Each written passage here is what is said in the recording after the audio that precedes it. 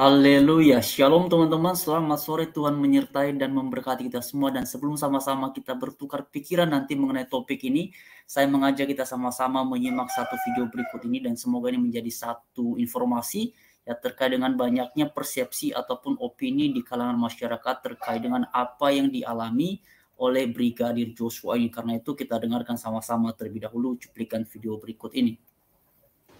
Salam Pancasila. Salam Pancasila, NKRI, Negara Kesatuan Republik Indonesia. Ya, NKRI-nya harus Abadi. saudara.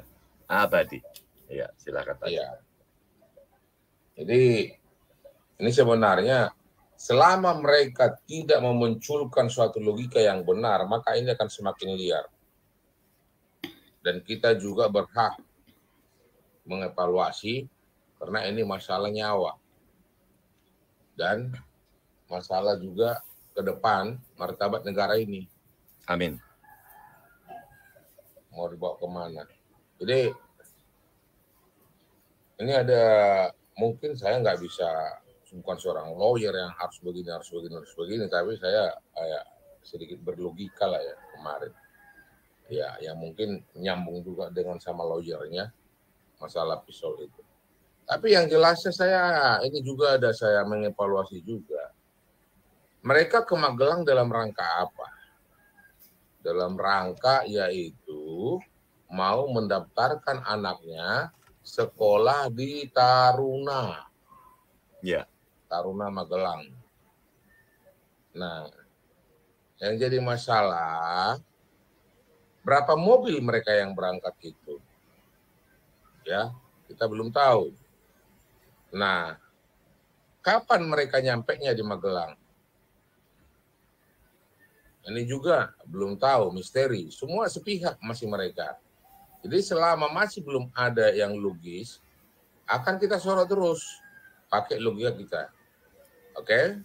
Nah, di hotel mana menginap, yang jelasnya nggak mungkin mereka mendaftar ke sekolah Taruna itu datang pagi-pagi. Belum mendaftar ya, mungkin untuk ke depan, karena sekarang udah ini. Mungkin anaknya ini sekarang masih kelas 2 SMP, mau masuk ke SMA. Itu proses. Ya.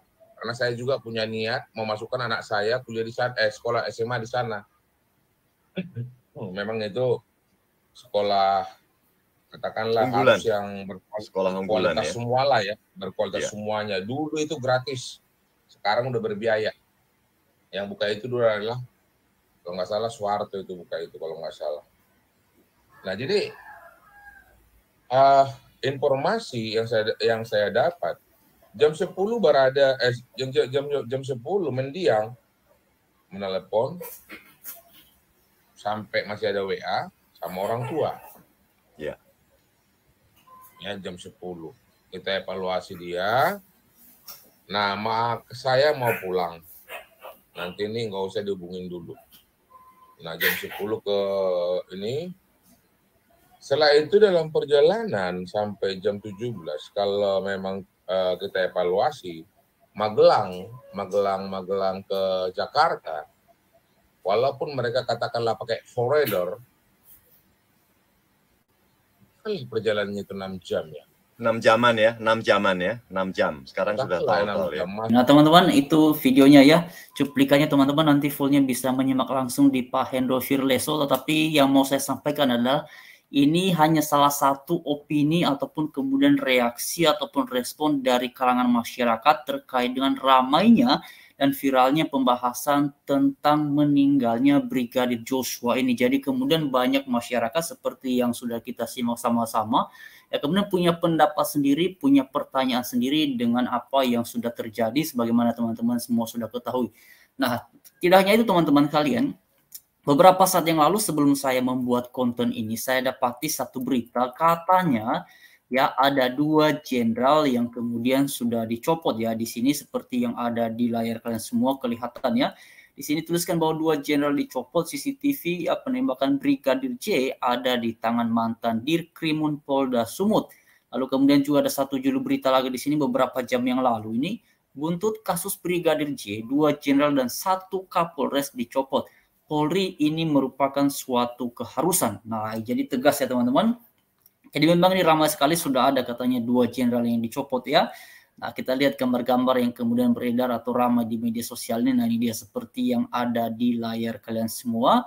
Nah, ini dia teman-teman, ya, ini luar biasa sekali pembahasannya, foto-foto yang ramai dan beredar di media sosial seperti yang kalian semua perhatikan ini. Nah, ini dia teman-teman ya. Ini rumah waktu yang lalu ya, ini dia teman-teman ya. Nah, kasus Brigadir J, 2 Jenderal 1 Kombes dicopot. Nah, ini profilnya. Nah, ini dia teman-teman penjelasan dari ramainya pembahasan ataupun kemudian dinamika dari berita-berita yang beredar di media sosial terkait dengan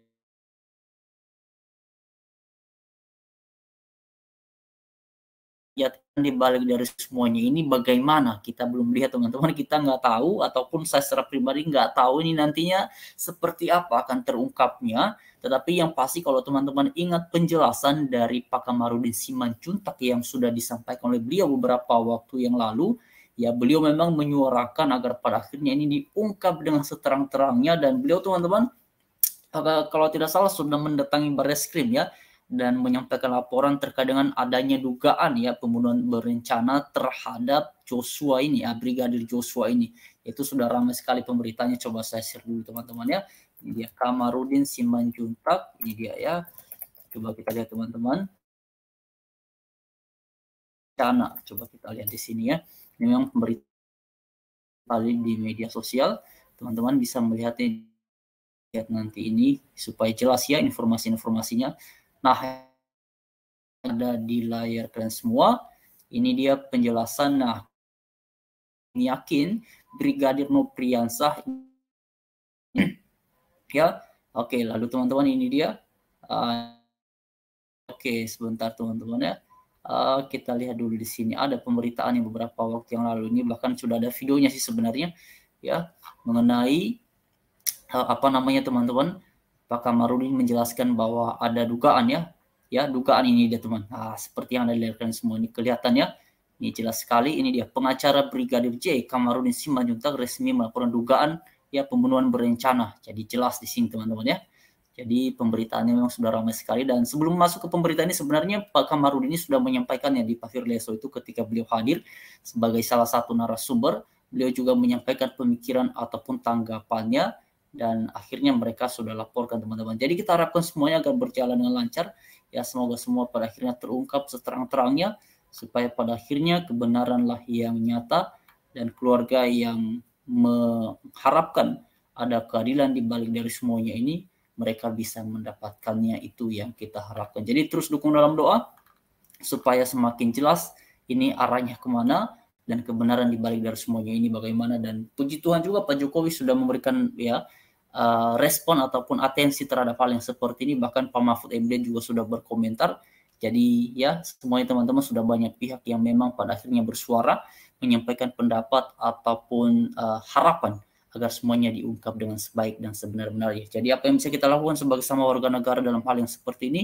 Ya tentu saja kita bisa mendukung dalam doa ataupun juga kemudian ikut memberikan tanggapan di media sosial. Yang penting melakukannya dengan cara yang baik dan benar ya, dengan cara-cara yang menunjukkan kita dalam manusia yang beradab, itu yang paling penting. Jadi semuanya teman-teman, sekali lagi kita doakan saja yang terbaik supaya semuanya pada akhirnya terungkap dengan sebaik dan sebenar-benarnya.